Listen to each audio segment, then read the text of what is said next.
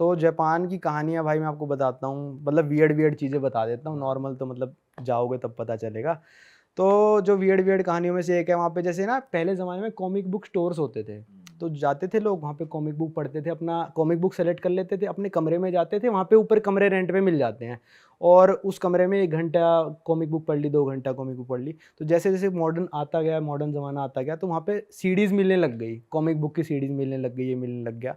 और मॉडर्न ज़माना हुआ तो वहाँ पे मतलब वल्गर मूवीज़ मिलने लग गई, पूरे का पूरा डीवीडी कैफ़े उस हिसाब से बन गया कि आपको सारी अडल्ट फ़िल्म्स मिलेंगी। उस कैफ़े के आप अंदर जाओ, मेरा दोस्त मेरे को लेके गया था, उस कैफ़े के अंदर जाओ, आप अपनी डीवीडीज़ चूज़ कर लो, एक टोकरी आपको दे देंगे, आप डीवीडीज़ जो भी आपको, मतलब नॉर्मल कैफ़े भी हैं, अडल्ट वाले की बात करो क्योंकि वो अलग है।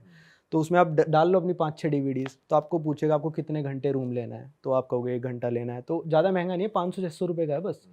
तो आपके ना जैसे बिलिंग काउंटर पे जाकर ना आप उस बंदे की शक्ल देख सकते, ना वो आपकी देख सकता, क्योंकि भाई प्राइवेसी बहुत मेंटेन करता है जापान। जापान का आप आईफोन लेते हो, उसमें फोटो क्लिक करते हो, साइलेंट नहीं होता। जैसे हम साइलेंट करके फोटो खींच लेते हैं ना आईफोन से, जापान में साइलेंट नहीं होएगा आईफोन कभी भी। फोटो की आवाज आएगी आएगी खचक करके जो ताकि कोई रैंडम किसी स्ट्रेंजर ही क्लिक ना कर क्योंकि ले। वो ऐसा था कि ना लोग क्या करते थे, चलती हुई मेट्रो में जापानीज लड़कियों की जो स्कर्ट होती है उसके नीचे फोन करके ऐसे फोटो खींच लेते थे। ये तो सब चल उसका रहा। हाँ, तो इसलिए उन्होंने कहा भाई आवाज आएगी ताकि पता चल जाए अगले बंदे की फोटो खींची है कहीं पे। तो भाई वहाँ पे आपने सीडीज वगैरह चूज कर ली, आप ऊपर कमरे में जाओ, एक डीवीडी प्लेयर होगा, अपनी सीडी चलाओ और वहाँ पे जो करना है करो। जो करना है करो, कुछ भी। मतलब वहाँ पे मतलब लड़कियां भी होती हैं? नहीं, मास्टरबेट कर सकते हो आप। लड़कियां नहीं होती, अपना काम खुद ही करना पड़ता है। ये तो अलग ही किस्सा है। भाई वहाँ के लोग तन्हाई क्यों है इतनी, वहाँ लोग शादी वादी भी नहीं वो करते। इसीलिए ही चल रहे हैं वो कैफे, क्योंकि लोग खुद को एंटरटेन कर रहे हैं, और तन्हा लोग वहाँ पे इसलिए हैं भाई कि ना लड़कियां भाव नहीं दे रही, लड़कियां बच्चे नहीं करना चाहती, लड़कियां शादी नहीं करना चाहती। क्यों, ऐसा क्यों है भाई? पता नहीं यार, उनका कल्चर ऐसे बनता जा रहा है अब धीरे धीरे भाई, हर जगह ही हो रहा है। इंडिया में पहले 20 की शादी हो जाती थी, आज 25 में भी लड़का कहता है नहीं भाई अभी नहीं करनी, अभी 30 में कहेगा थोड़े दिन पर इतना भी नहीं है ना कि भाई की शादी यही नहीं हो रही, हो तो रही है फिर भी मतलब बात डिले हो रहा है ना धीरे धीरे, क्या पता हमारा भी देश जापान जैसा बन जाए। तो इसलिए वहाँ पे लोग ऐसे कर रहे हैं कि अपना एंटरटेनमेंट करने के लिए वो सब कैफेज में जाते हैं, क्योंकि वहाँ पे ना गर्लफ्रेंड भी रेंट पे मिलती है जापान में। अच्छा, आप एक गर्लफ्रेंड रेंट पे ले सकते हो, साइट्स हैं, बकायदा साइट्स हैं, लड़की चूज करो, जो जो आपको सर्विसेज चाहिए उस हिसाब से करो। सर्विसेज इन द सेंस आपके साथ कैफे में जाएगी, जैसे लोग क्या होते हैं ना वहाँ पे जापानीज जो बिजनेसमैन वगैरह होते हैं अपनी मीटिंग में जाएंगे तो लड़की साथ ले जाते हैं, ऐसे कि दिखाने के लिए, बस कि अगले वाले को दिखाने के लिए, किसी को दिखाना कि ये मेरी गर्लफ्रेंड है, तो बंदा क्या करेगा गर्लफ्रेंड रेंट पे ले लेगा।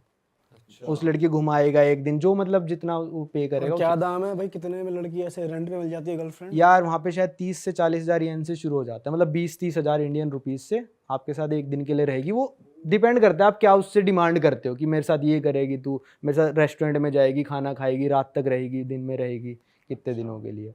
तो वहाँ पे आप नॉर्मल किसी से ऐसे बात नहीं कर सकते? भाई मेरे को तो नहीं लगता आपको कोई भाव देगा वहाँ पे जापान में, बहुत ही मुश्किल है। आपको पहले तो लैंग्वेज आनी चाहिए उनकी, क्योंकि मेरा एक दोस्त 8 साल से रह रहा है तो उसने बता दिया मेरे को कि यहाँ पे ना लोग, आप इंग्लिश में बात करोगे ना आपको अलग कर देंगे, क्लब्स में एंट्री नहीं है आपकी वहाँ पे। आप कहीं पे भी जाओगे ना, अगर आपको जैपनीज़ नहीं आती तो मतलब थोड़ी वैसी निगाह से देखते हैं कि ये तो जैपनीज़ नहीं है, मतलब वही समझते हैं कि आप एलियन हो एक तरह से।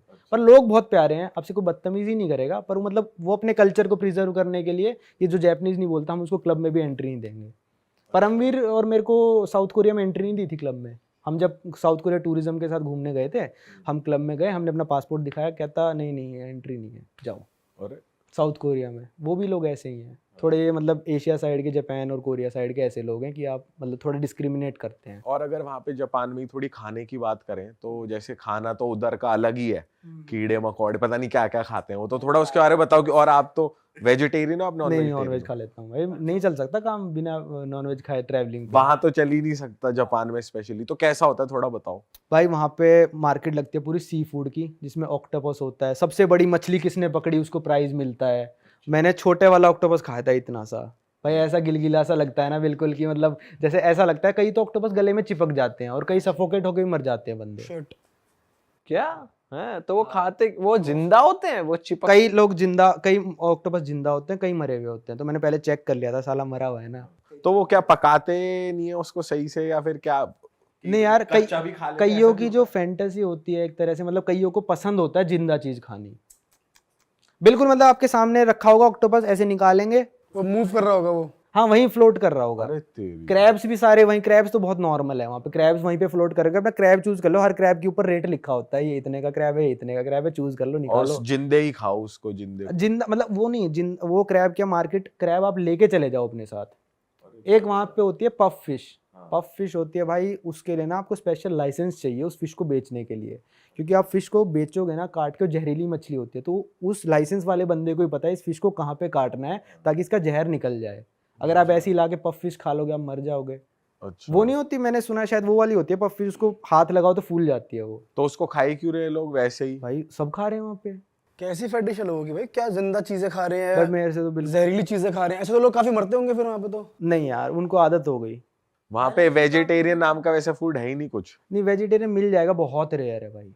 भाई थाईलैंड में देखा ना हमने, वो बिच्छू लेके डोल रही है और हमारे मुंह के आगे लगाया तोंती बात वैसे ला रही है लॉलीपॉप जैसी। हाँ हमें नहीं लेना भाई, हमें और तोंती। एक तो मगरमच्छ घुमा रही थी वहीं ग्रिल कर रही भाई थी। उसकी स्किन पूरी निकाल रखी है, ऊपरी स्किन, और जो भी जैसे पकाते हैं वो, और उसी में से काट के देते हैं वो, पता नहीं क्या अलग ही हिसाब बट वहां है। पे ये अच्छा था कि फ्रूट्स मिल रहे हैं, फ्रूट्स थाईलैंड में, और स्प्रिंग रोल्स मिल जाते थे वेज में, फ्रेंच फ्राइज मिल जाते थे। जापान में यार मुश्किल है बहुत, मतलब मिलना फ्रूट आपको। फ्रूट नहीं खाते वो। नूडल्स वगैरह कुछ भी नहीं है। नूडल्स वगैरह खाएंगे, उसमें थोड़ा सा बीफ डला होगा या चिकन डला होगा।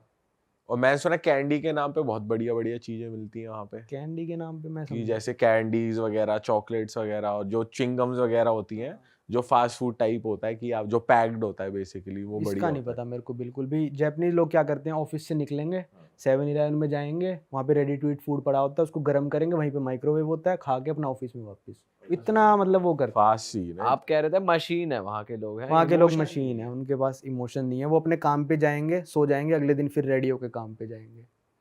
वहाँ पे ना जैसे आपका बॉस आपको कुछ समझा रहा है ना, आप कैसे कॉपी होनी चाहिए, जो वो बोल रहा है ना, कुछ भी बोल रहा है, चाहे आपको आता ही हो, आपको नाटक करना है लिखने का, बस ऐसे ही दिखाने के लिए, चाहे लिखो मत, दिखाने के लिए, नाटक करने के लिए लिखते रहो, लिखते रहो, लिखते रहो, तो ताकि उस बॉस को लगे हाँ भाई कंपनी की तरफ प्रति ये बिल्कुल वफादार बंदा है, ये काम कर रहा है, कुछ ना कुछ कर रहा है। आपका वहाँ काम खत्म हो गया भाई, आपको 10 ईमेल के रिप्लाई देने, आपका वहाँ काम खत्म हो गया, मान ले भाई तेरा, ठीक है, तो आपको वहाँ पे झाड़ू उठा के झाड़ू मारनी ऑफिस में, कुछ ना कुछ आपको करते रहना है। ये तो फर्स्ट टाइम सुन रहा हूँ भाई मैं। हाँ, खाली नहीं बैठ सकते। खाली बैठने का मतलब पता है, वो आप बैठ सकते हो, खाली बैठो भाई, आप कोई दिक्कत नहीं है।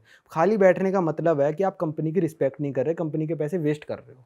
आप कुछ भी करो, झाड़ू मारो, दूसरे लोगों को जाके चाय पिला दो, दूसरे लोगों को जाके पानी पिला दो, पर कुछ भी करते रहो तो बॉस देखेगा ना यार ये बड़ा मेहनती बंदा है। हाँ। और बॉस जब तक नहीं गया ऑफिस से, बॉस 8 बजे तक बैठा है, आपका ऑफिस है 6 बजे तक, अगर आप 6 बजे उठ के चले गए तो आप बेवकूफ़ माने जाओगे अच्छा जी। कि आप बेवकूफ़ हो। 6 बजे काम, 7 बजे चले गए चलो ठीक है, पर बॉस से पहले आप जा रहे हो तो बेवकूफ़ हो।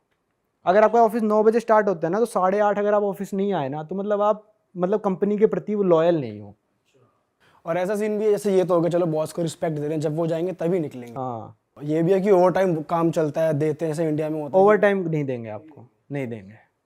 और वहां पे मैंने सुना है कि एम्प्लॉयज की सहूलियत के लिए बेड बना रखे हैं, जाके सो जाओ। हाँ, जापान में एक है कि अगर आपको आप सो रहे हो ना, तो आपको कोई डिस्टर्ब नहीं करेगा। हालांकि बॉस आपको उस नज़रों से देखेगा कि भाई ये काम नहीं कर रहा, पर सोना इज लीगल इन जापान, कि आप सो सकते हो कहाँ, क्योंकि बंदा उसको उसके हिसाब से कि आप थक गए हो तो आप रेस्ट कर रहे हो, पर आपको बॉस देखो गंदी नज़र से देखेगा, फिर आप टॉक्सिक रिलेशनशिप है एक तरीके से। बॉस की चाटो, वहाँ पे कुछ ज़्यादा ही चाटनी वाटनी। चाटम चटाई है। वहाँ पे लोग बहुत अमीर हैं, ऐसा है क्या? जापान में अच्छी खासी सैलरी है भाई, वहाँ के लोग वेल डू हैं, काफ़ी अच्छी। आमतौर पे एक इंजीनियर कितने कमाता होगा आपके हिसाब से?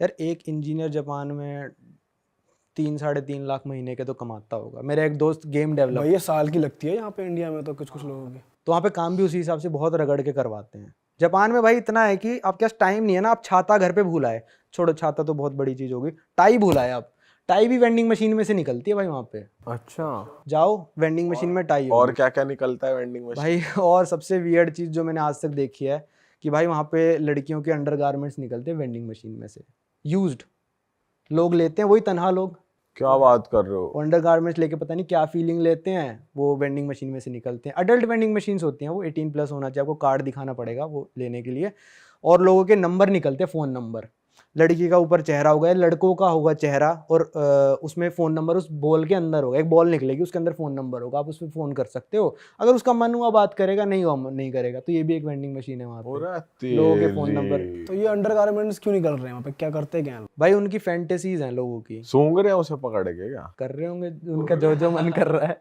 बताओ कच्ची सूंघने का कैसा ट्रेंड है जिसने भाई ये? गर्लफ्रेंड नहीं बनाई 25 साल तक। तो कच्ची कोई सूंघेगा हाँ, गर्लफ्रेंड? वो भी बिना धुई कच्ची, बिना धुई। धो देगा तो फिर तो सर्फ ही सूंघ लेगा ना। भाई यार ये क्या, कहाँ पे जा रहे हैं लोग? भाई क्या बताऊं, मेरे को लग रहा है धीरे धीरे हर जगह होने वाला है ये, क्योंकि लोग शादी नहीं कर रहे। अभी इटली में खबर आई कि 3 महीने में पूरे देश में एक भी बच्चा पैदा नहीं हुआ है, बताओ, पूरे देश में यार, 6 करोड़ की बड़ी पॉपुलेशन। बात है ये। बहुत बड़ी बात है। ऐसा कैसे कंट्रोल कर रहे हैं भाई अपने आप को वो शादी लोग? नहीं कर रहे ना वहाँ पे लोग।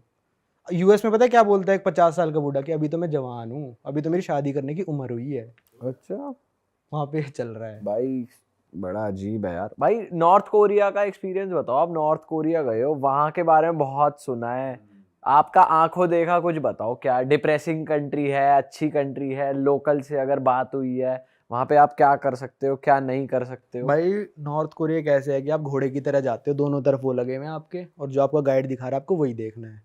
मैं 2019 में गया था, तब मेरी 15-20 ही कंट्री हुई थी, और मेरे पता नहीं क्या दिमाग में आया, बचपना था या क्या था, मैं नॉर्थ कोरिया चला गया। पेरेंट्स से बड़ा लड़ाई झगड़ा हुआ कि किम जोंग उन है वहाँ पे, भाई तेरे को तो मतलब नहीं जाना चाहिए, क्यों जा रहा है, किसी को भी कहोगे सब जानते हैं आजकल किम जोंग उन को कौन है ये। तो भाई वहाँ पे जब मैं चाइना से नॉर्थ कोरिया में बाय ट्रेन गया था, जब मैंने वो बॉर्डर क्रॉस कर लिया ना, मैंने कहा भाई अब 5 दिन तक कोई कुछ नहीं कर सकता मेरा। इन्होंने अगर यहाँ धर लिया, अमेरिका के भी नहीं सुनता ये तो बंदा। तो भाई वहाँ पे ऐसा है कि उस बंदे ने हमको कहा था, जो हमारा टूर गाइड था, क्या ये आपका होटल है, होटल हमारा एक आइलैंड पे है, दोनों तरफ शहर है, होटल आइलैंड पे है, कि आप होटल के जो ये मेन डोर है इससे बाहर मत निकलना बस। सब कुछ होटल के अंदर है, बॉलिंग एली, स्विमिंग पूल, ये वो, बाहर तभी निकलना है जब हम तेरे को लेके जाएंगे। होटल फुल लग्जरी था। हाँ होटल ठीक था, अच्छा था होटल, मतलब टूरिस्ट के लिए बना है ना, हम तो अच्छा खासा प्राइस पे करके जा रहे हैं, मतलब 5 दिनों का कुछ मैंने 80,000 1 लाख रुपए दिया था 5 दिनों के टूर का। तो उन्होंने कहा था निकलना बाहर तभी जब हम लेके जाएंगे। एक दिन मैंने क्या करा भाई कि वहाँ पे मैंने छुट्टी ले ली कि आज के टूर में ज्वाइन नहीं करूँगा, तो एक गाइड उन्होंने मेरे लिए स्पेशल होटल में बिठा के गए कि इस पे नज़र रख, कि ये कहीं निकल ना जाए या अलग हाँ निकल ना जाए कहीं पे।